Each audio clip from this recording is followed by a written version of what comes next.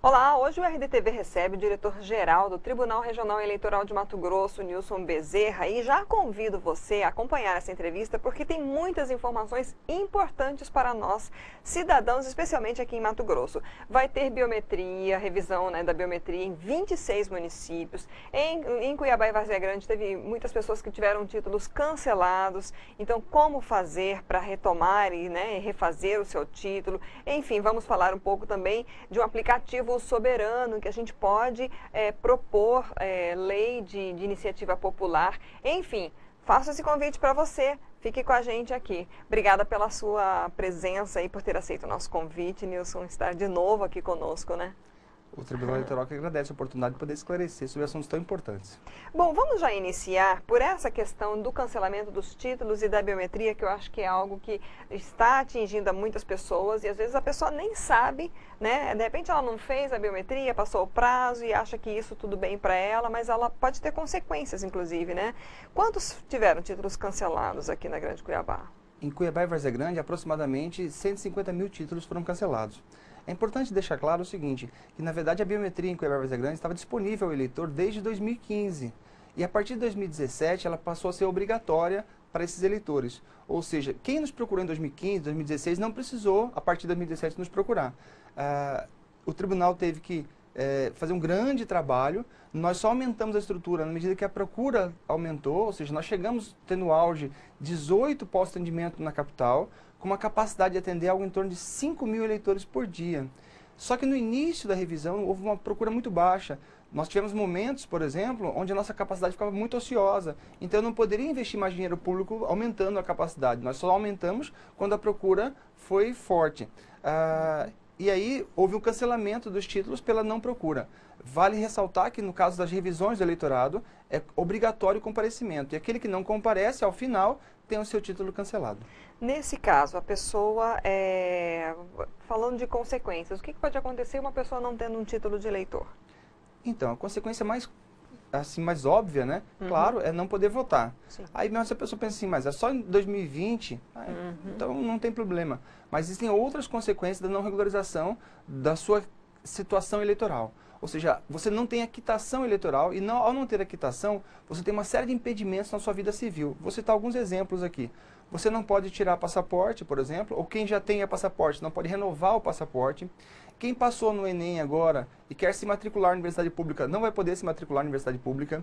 Quem se graduou em curso superior, tanto faz se for universidade pública ou privada, não consegue receber o seu diploma de curso superior. E quem passou em concurso público não consegue tomar posse em concurso público e uma série de outras consequências. Eu destaquei somente as principais. Então as consequências são grandes, Lídice. Então é importante a pessoa entender que ela tem uma obrigação de manter a sua regularidade perante a justiça eleitoral. A pessoa, se ela ainda tiver dúvida, ela não sabe que ela não fez a biometria, sabe que ela vota em Cuiabá e Várzea Grande, a possibilidade, para ela é grande que tenha sido cancelado. Tem como ela fazer uma pesquisa no site ou ela tem que já procurar um local para regularizar isso e tirar essa dúvida? Então, aquele eleitor de Cuiabá e Várzea Grande que não compareceu para fazer a revisão do eleitorado, provavelmente vai ter o título cancelado já. Para poder descobrir essa informação, você pode consultar no site internet do tribunal, que é o www.tre-mt.jus.br, e também ligando no telefone gratuito, que é o 0800 647 8191, que é o telefone da ouvidoria eleitoral. Você pode se informar acerca desse possível cancelamento. Caso você tenha a informação positiva de que seu título foi cancelado, você deve procurar o seu cartório eleitoral para poder regularizar. É importante que você leve um documento oficial com foto, que pode ser o RG, a sua CNH, a sua carteira de trabalho, o seu passaporte, e também leve um comprovante de endereço, que pode ser tanto o endereço residencial quanto o seu endereço comercial. Então, para dar um exemplo, um eleitor que eventualmente mora em Várzea Grande e trabalha em Cuiabá, ela pode ter o título de eleitor tanto de Várzea Grande quanto de Cuiabá. Não dá para ter os dois. Mas você pode escolher em ter o título em Várzea Grande ou ter o seu título em Cuiabá. Bom, tem custo? Não, o custo, não há nenhum custo por você ter o título cancelado. Ou seja, você vai simplesmente reativar a sua inscrição eleitoral sem custo nenhum. O único custo que pode existir, mas aí não tem a ver com o cancelamento do título, tem a ver com uma outra situação, caso você tenha deixado de votar. Aquele eleitor que deixou de votar, aí sim, há uma multa para cada pleito que ele deixou de votar. Então, por exemplo, em 2018, nós tivemos tanto o primeiro turno quanto o segundo turno. Caso ele não tenha votado em primeiro e segundo turno, ele deve duas multas, a multa do primeiro turno e também a multa do segundo turno. É importante também dizer o seguinte, o tribunal vai cancelar agora mais títulos, cerca de 50 mil títulos no estado inteiro, de pessoas que não votaram nas últimas 3 eleições. Que aí nós estamos falando da eleição de 2016, do primeiro turno de 2018 e do segundo turno de 2018. Caso você não tenha votado, justificado ou pago as multas dessas eleições, o seu título vai ser cancelado também. Algo em torno de 50 mil títulos em Mato Grosso vão ser cancelados por essa situação. E é importante deixar claro isso, que você tem que quitar primeiro as suas multas. Volto a repetir, só existe multa por não votar em eleições. Depois de quitar é que você faz a regularização. Quais são os valores das multas? O valor da multa é R$ 3,51. E é importante deixar claro que esse valor não fica para o Tribunal Eleitoral. Esse valor ele é direcionado ao fundo partidário. Muita gente deixa de votar com raiva dos políticos e tal. Mas ao deixar de votar, você está ajudando a financiar a classe política. Porque o fundo partidário é talvez a maior receita que os partidos políticos têm para poder custear suas despesas, tanto eleitorais quanto as despesas do dia a dia de um partido político. Bom, então, seguindo nessa linha ainda, a gente falou aí dos que tiveram os títulos cancelados e vocês estão convocando para a biometria os cidadãos de 26 municípios de Mato Grosso, vão fazer essa revisão, já estão em trabalho? Como é que está esse trabalho? Sim, atualmente o Tribunal dos 141 municípios de Mato Grosso já concluiu 100% da revisão do eleitorado em 34 municípios, inclusive nos 4 maiores. Já concluímos em Cuiabá, em Várzea Grande, em Rondonópolis e também em Sinop. E agora, nós estamos fazendo em 26 municípios, os chamados municípios de médio porte do interior do estado. Eu vou destacar apenas alguns aqui: Tangará da Serra, Cáceres, Sorriso, Barra do Garças e outros municípios mais. Eles estão com um processo de revisão do eleitorado que vai até o dia 29 de março. E uma grande diferença, Lídice, desta revisão para o que aconteceu em Cuiabá é que, como nós não temos uma eleição na sequência, a tendência é que o tribunal cancele os títulos com qualquer percentual de comparecimento. Ou seja, se o eleitor não está interessado e não compareceu, pode ser que o tribunal cancele 50% dos títulos, 60% dos títulos. Ou seja, o tribunal tende a não prorrogar a revisão do eleitorado. Ou seja, se você está numa desses municípios, e a relação completa dos 26 está no site do TRE na internet, no www.tre-mt.jus.br, ou seja, se você está num desses 26 municípios, você deve comparecer até o dia 29, porque possivelmente não vai haver prorrogação em relação a nenhum município. É obrigatório o comparecimento dos eleitores. É importante, Lídice, dizer o seguinte, que essa revisão, a princípio, ela procura coletar a biometria desse cidadão. No primeiro momento, o objetivo é tentar garantir a unicidade do eleitor, para que um eleitor não possa votar pelo outro e a gente consiga ter muito mais segurança no processo eleitoral. Entretanto, desde o advento da Lei 13.444, uma lei federal, que a gente tem o documento único, ou seja, o DNI, o Documento Nacional de Identidade, que vai surgir a partir dessa grande base biométrica coletada pela Justiça Eleitoral. No futuro próximo, possivelmente a partir de 2022, quando nós concluirmos todo o processo de cadastramento dos brasileiros, nós teremos o número único, que vai ser o CPF, ou seja, você vai ter um único documento que vai ter o número do CPF e também a base biométrica da Justiça Eleitoral. E aí esse documento vai substituir, no primeiro momento, o RG, o CPF e o título de eleitor. Mas outros documentos já se estuda a possibilidade de unificação também. E aí, quem não tiver esse documento único no futuro, que não está tão distante assim, quem não tiver esse documento único, aí sim, não vai poder abrir conta em banco, não vai poder receber benefícios sociais, não vai poder receber sua aposentadoria e uma série de outras consequências. Então a biometria é uma situação bastante importante para o Brasil, porque ela também ajuda, Lídice, a combater as fraudes. Hoje, por exemplo, se você consegue ter 2 CPFs, você consegue, no seu segundo CPF, abrir uma conta bancária, por exemplo, e aí fazer um empréstimo. E aí você não paga o empréstimo, vai negativar um CPF que não é o que você usa no dia a dia, vai negativar o seu segundo CPF. Então, esse grande processo que nós estamos fazendo é um processo para o Brasil, para tentar gerar uma grande economia para o Brasil.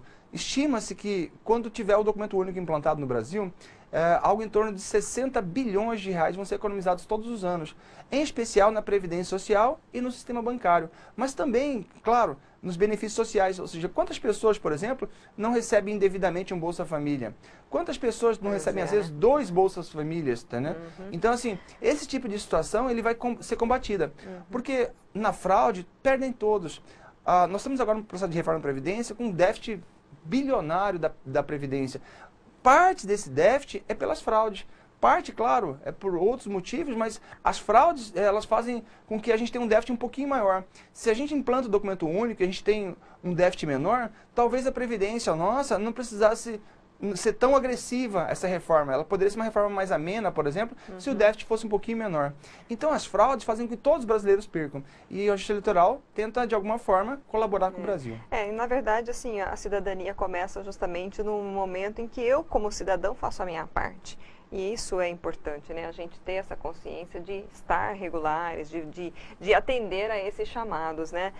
Por falar em chamado, vocês agora, em abril, terão mais um trabalho de eleição aqui em Mato Grosso. 2 municípios vão ter eleições. Queria que você falasse rapidamente, antes da gente passar para o aplicativo Soberano. Então, infelizmente, no dia 7 de abril, um domingo, nós teremos 2 eleições, no município de Bom Jesus do Araguaia e no município de Ribeirão Cascalheira. Eu digo infelizmente porque, na verdade, essa renovação de eleições aconteceu porque a chapa eleita lá na eleição de 2016, ela foi cassada e esse processo transitou em julgado. Então não há mais possibilidade de recurso, então por conta disso o tribunal agendou novas eleições para escolher uma nova chapa de prefeito e vice-prefeito, ou de prefeita e vice-prefeita, que vão conduzir esses 2 municípios até o final do mandato em 2020. Então assim, nós estamos gastando dinheiro público para renovar uma eleição, porque infelizmente os eleitos, né, eles foram de forma ilegítima, burlaram o processo. E por conta disso o tribunal vai ter que realizar um novo pleito. A população vai ser convocada a comparecer para votar e isso tem um custo. E quem paga esse custo são todos os brasileiros.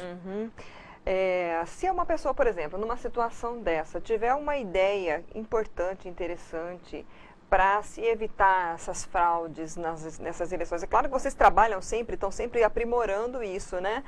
Com as urnas eletrônicas, enfim, mas algo que possa ser, né, trazer benefício para todos. Vocês têm aí um projeto que pode haver uma proposta de lei popular, né? De repente alguém tem uma ideia genial. Como é que pode ser usado esse aplicativo que vocês estão lançando, estão trabalhando nele, o Soberano? Já estou aproveitando fazendo um gancho aqui, né, gente? Então vamos lá. Primeiro assim, os servidores do tribunal, eles, do TRE Mato Grosso, por exemplo, são expoentes na inovação. A urna eletrônica, por exemplo, que a gente conhece hoje, ela surge como o primeiro protótipo do que veio a ser no futuro a urna eletrônica aqui em Mato Grosso no ano de 92. Ela foi usada pela primeira vez na eleição no Brasil em 96, mas a ideia original surge aqui.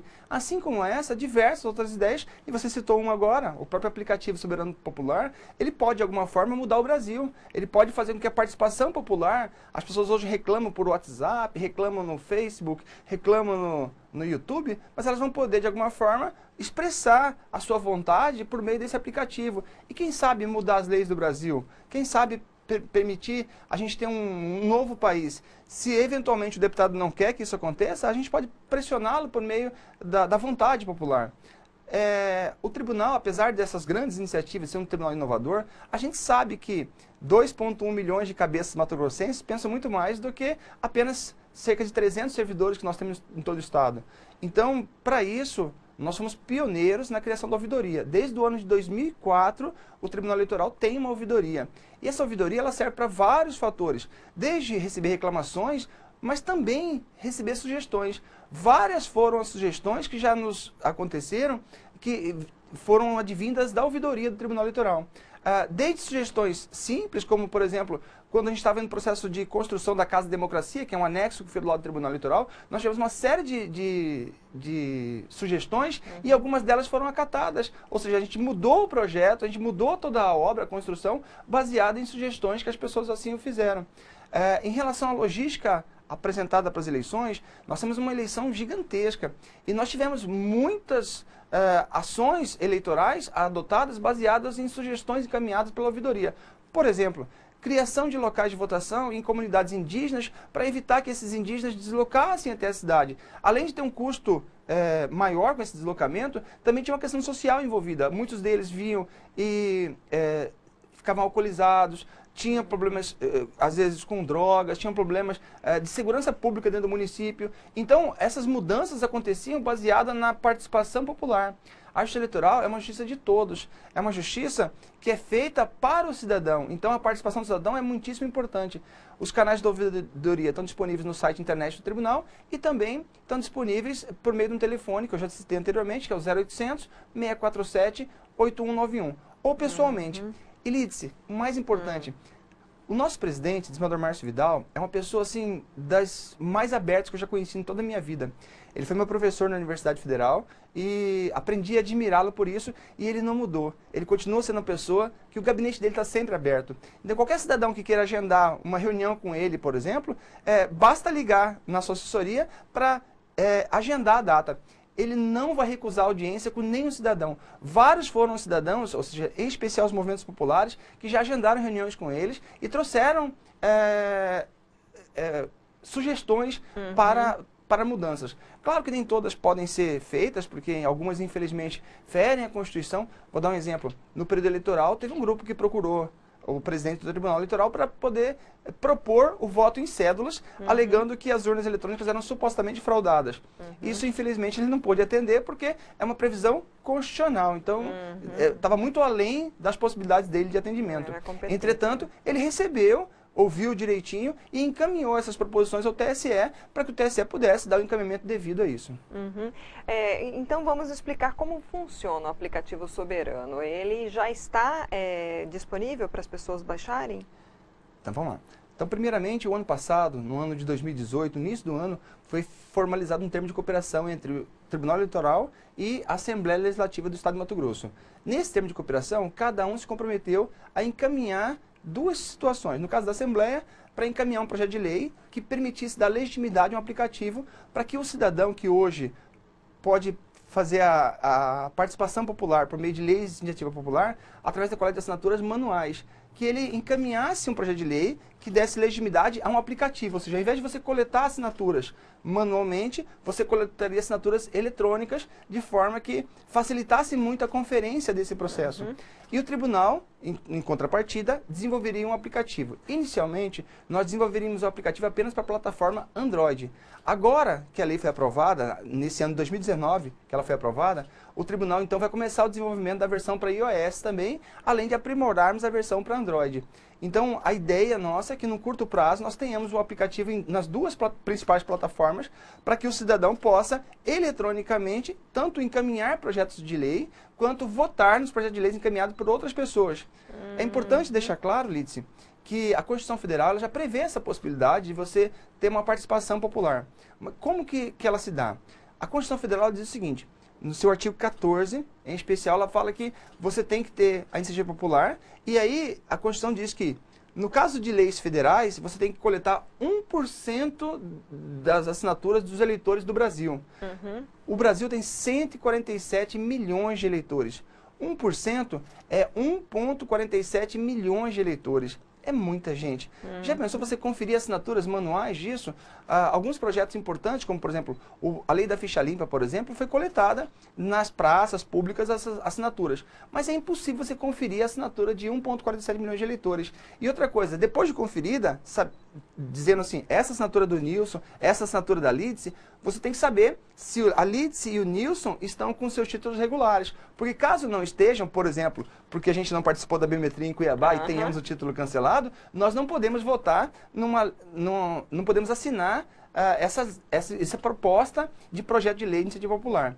Então, é impossível você conferir isso. Então, a ideia do aplicativo é que você, eletronicamente, por meio da Justiça Eleitoral, que é a única que sabe quem é eleitor ou não e quem está regular ou não, ela possa dar legitimidade a esse processo e facilite tudo isso. O que aconteceu no caso da lei da ficha limpa, assim como em outras leis que aconteceram, atualmente no Brasil, nós tivemos 5 projetos de lei de iniciativa popular, sendo que 4 já viraram leis, só aconteceram porque um deputado assinou o projeto como se fosse dele. Então, ele suprimiu essa possibilidade de ser iniciativa popular. Então, não foi bem iniciativa popular. A lei da ficha limpa, por exemplo... Houve a pressão popular, né? Porque... A lei da ficha limpa, por exemplo, ela surgiu porque um deputado assinou lá. E aí ela pôde tramitar... Como se ele tivesse proposto. Como se ele tivesse proposto. Então, foi um jeito de... a brasileira, a gente poder resolver uma situação. Ele apadrinhou isso.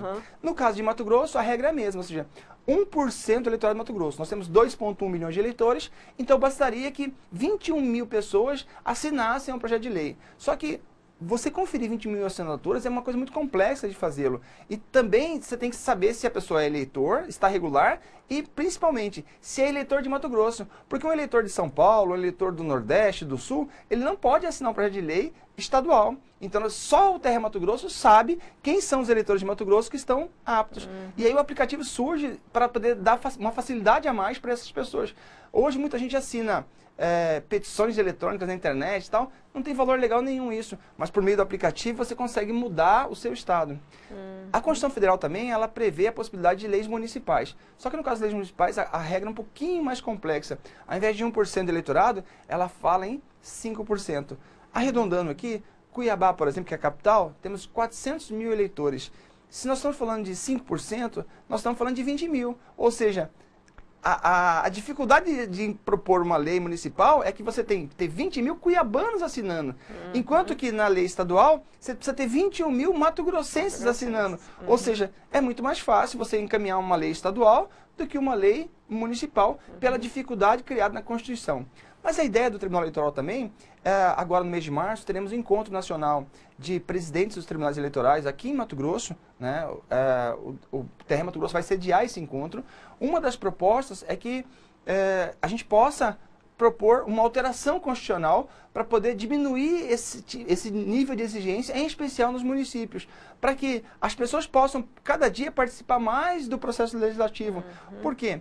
A gente entende que com a tecnologia nós conseguimos ter uma participação mais direta das pessoas e influenciando mais no legislativo, em especial no legislativo municipal, onde você está mais perto. As pessoas não moram no país nem no estado, elas moram nas cidades. Né? Vem os buracos de cada dia, né? Então seria muito interessante se a gente pudesse, de alguma forma, reduzir essas exigências, em especial dos municípios, que 5%, Lídice, é um número muito grande. E já que as redes sociais foram bastante utilizadas, até com certo excesso nos debates políticos, né? Teve briga, gente que teve briga em casa, entre amigos, enfim, foi um instrumento de debate que seja um instrumento aí também de acompanhamento de proposições, né? Um instrumento de mudança, né? De mudança, claro, também, né? A gente não muda só votando em eleições convencionais, a gente muda em plebiscitos, a gente muda em referendos e a gente muda também encaminhando projetos de lei de iniciativa popular. Então o aplicativo soberano ele surge para poder resolver essa questão de maior participação do povo na vida do país, do estado e do município. Tá ótimo. Nilson, muito obrigada pelas suas informações, riquíssima essa entrevista. Eu agradeço muito, né, essa disponibilidade. Estamos à disposição aí sempre que tiver também divulgações do TRE. O Tribunal Eleitoral agradece a oportunidade e volto a repetir. Aqueles eleitores dos 26 municípios que estão em processo de revisão, a relação completa de quais são os 26 está no site internet do Tribunal, devem comparecer até o dia 29 do mês de março de 2019. É importante que ele compareça com um documento oficial com foto, ou seja, o seu RG, pode ser a sua CNH, carteira de trabalho, o passaporte, ou qualquer outro documento oficial que tenha foto, e também um comprovante de endereço, que pode ser seu endereço residencial ou seu endereço comercial. E aqueles que estão em municípios que já passaram pela revisão, que já teve o seu cancelamento dos títulos, também deve comparecer nesse ano não eleitoral para poder regularizar a sua situação. Por quê? Não é só para votar que o título serve, ele serve para uma série de outras situações na sua vida civil importantes. Mantenha a sua regularidade e consulte no site internet do TRE se você está regular ou não. E caso não esteja, procure o seu cartão eleitoral. Era isso. Ok, obrigada. Vou repetir aqui o site do TRE e o telefone gratuito para mais informações. O site é o www.tre-mt.jus.br e o 0800 647 8191. Na dúvida, você pode também buscar aí tem a Casa da Cidadania mesmo, a sede do TRE, para buscar mais informações. Mas fica aqui essa dica, mande para seus amigos, sua família, enfim, seus grupos. Às vezes a pessoa não sabe que está com o título cancelado, pode ter consequências, né? As universidades fazendo aí as matrículas e é uma correria, viu, gente? Então, fica essa dica para você, vamos compartilhar. A entrevista fica disponível no YouTube e também no destaque do site RD News. Obrigada pela audiência, até a próxima.